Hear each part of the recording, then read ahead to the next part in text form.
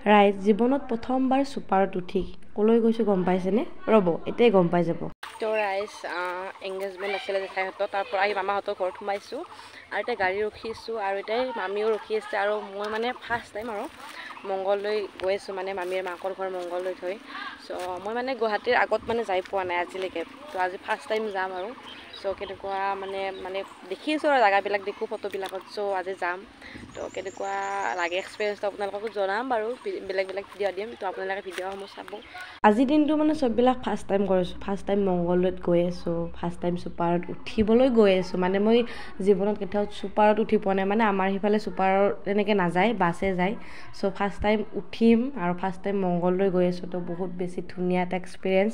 তো এয়া উঠি ল'লোঁ, আমি ছুপাৰত উঠি ল'লোঁ আৰু এতিয়া গৈ আছোঁ মংগলদৈলৈ। চ' বহুত মানে আমাৰ যাই পোৱাতে ৰাতিয়ে হৈ গ'ল, মানে ঘৰ যাই পোৱাতে। আৰু ৰাস্তাতে আহি থাকোঁতে চিপাঝাৰ টাউনখনো দেখিলোঁ, চ' বহুত বেছি ভাল লাগিছে। আৰু বেলেগ ভিডিঅ' লৈ আহিম মংগলদৈৰ পৰা। চ' আজিৰ ভিডিঅ'টো ইমানতে সামৰণি মাৰিছোঁ, বাই বাই।